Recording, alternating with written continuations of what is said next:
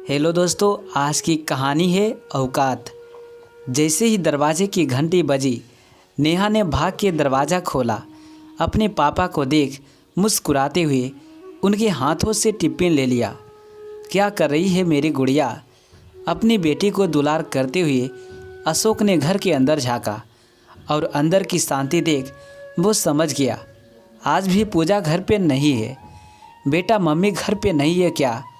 अशोक ने अपनी बेटी नेहा से पूछा।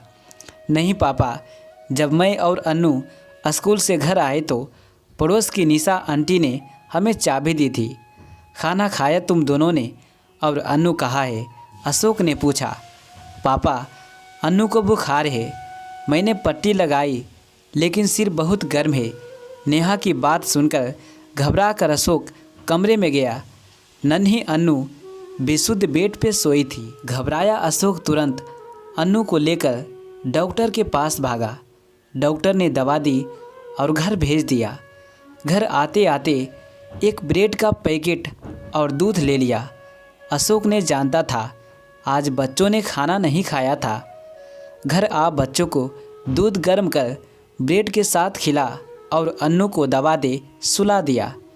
तभी पूजा भी आ गई। अशोक के सब्र का बांध अब टूट चुका था।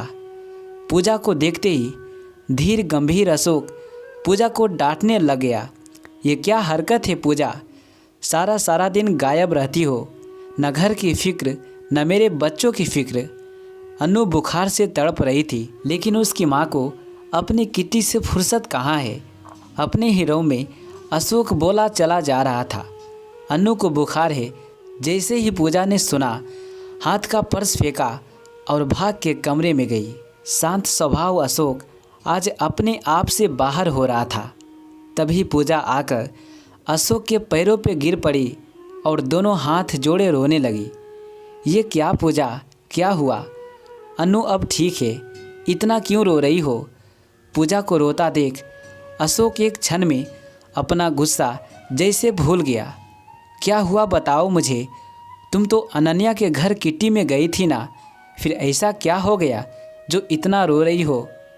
पूजा को बुरी तरह रोता देख अशोक घबरा सा गया।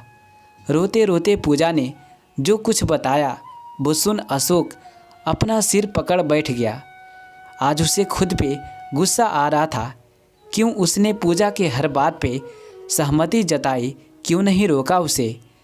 कुछ महीने पहले पूजा के बचपन की सहेली अनन्या मार्केट में मिल गई। बातें शुरू हुई और आना जाना भी।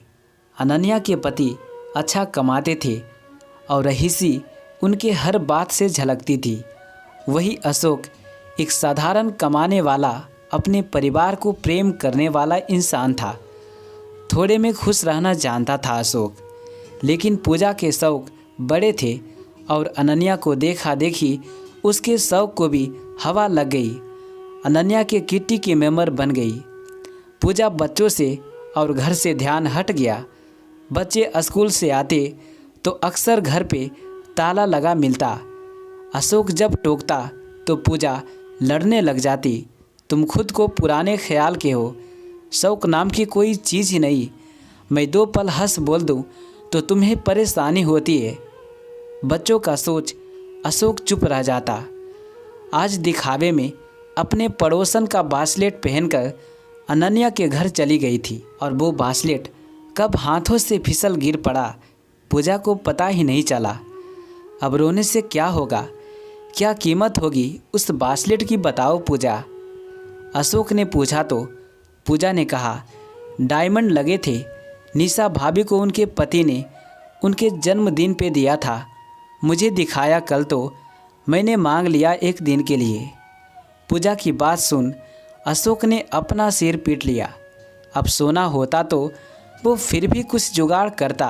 हीरे की औकात तो उसकी इस जन्म में थी नहीं। मुझे माफ़ कर दो अशोक। मुझसे क्या माफ़ी मांग रही हो? अब क्या जवाब देंगे निशा भाभी को, वो सोचो। नाराज हो अशोक ने कहा। पूरी रात दोनों पति पत्नी बैठकर काट दी। कहीं कोई रास्ता नहीं दिख रहा था। एक काम करता हूँ, कल बड़े साहब से बात कर लोन ले लेता हूँ, फिर निशा भाभी को पैसे लौटा सारी बात बता देंगे और फिर जो भी कहेंगी सिर झुका के सुन लेंगे, और इसके अलावा कोई और रास्ता मुझे तो दिख नहीं रहा। अशोक के सिर पे लोन और होने वाले अपमान के ख्याल से ही पूजा तड़प उठी। ये सब सिर्फ उसके अपनी गलतियों का नतीजा था। आज अपने औकात से ज़्यादा पैर फैलाने का गंभीर नतीजा वो और उसका निर्दोष पति दोनों भुगत रहे थे। सुबह होने वाली थी और निशा कभी भी आ सकती थी। पूरे मोहल्ले के सामने आज दोनों पति पत्नी की बेइज्जती होगी, ये सोचकर ठंड में भी पूजा पसीने पसीने हो गई। तभी दरवाजे की घंटी बजने की आवाज़ आई। धड़कते दिल से दरवाज़ा खोला। दरवाजे पे निशा थी। पूजा भाभी, मेरी ब्रेसलेट अगर काम हो गया हो तो दे देती। पूजा को काठ मार गया, क्या जवाब दे। तभी अशोक आ गए। अरे पूजा, तुमने वो ब्रेसलेट वापस नहीं की? बहुत सुंदर है निशा भाभी, पूजा ने मुझे भी दिखाया था। आप घर चले, मुझे तुरंत निकलना है। ऑफिस तो मुझे भेज पूजा आती है आपके घर ब्रेसलेट वापस करने। आश्चर्य से पूजा अपने पति को देख रही थी। आज पहली बार अशोक जैसे पवित्र इंसान को उसके कारण झूठ बोलना पड़ा था। शर्म से पूजा का सिर झुक गया। माफ़ कर दो अशोक, पूजा रुवांशी को कहा। परेशान ना हो पूजा, ब्रेसलेट मिल गई है, कारपेट के नीचे पड़ी मिली। अनन्या को मेरे पास फ़ोन आया था, आधे घंटे में वो घर लेकर आ रही है। अशोक की बात सुन पूजा का बदन कांप गया, लगा जैसे सपना देख रही हो। अशोक के गले लग फूट फूट कर रो पड़ी। माफ़ कर दो अशोक, मैंने अपनी चादर से ज़्यादा पैर फैला दी थी, लेकिन ये सिर्फ तुम्हारे अच्छे कर्म है जो आज वो ब्रेसलेट मिल गया और हम बेइज्जत होने से बच गए। अनन्या ने आकर ब्रेसलेट दिया और जाते जाते पूजा से कहा, कल आ रही हो ना किटी में पूजा? अशोक ने पूजा को और पूजा ने अशोक को देखा। नहीं अनन्या, अब और किटी नहीं, मेरे बच्चों को मेरी ज़रूरत है, लेकिन जब भी दिल करेगा मैं आऊँगा न तुमसे मिलने। जैसी तेरी मर्जी। और अनन्या चली गई। पूजा और अशोक मुस्कुरा के गले लग गए। आज अशोक को अपनी पहले वाली पूजा वापस मिल गई थी और पूजा भी समझ गई थी इंसान को जितना लंबी चादर हो उतना पैर फैलाना चाहिए। दूसरों की देखा देखी का फल सिर्फ परेशानी और दुख ही होता है।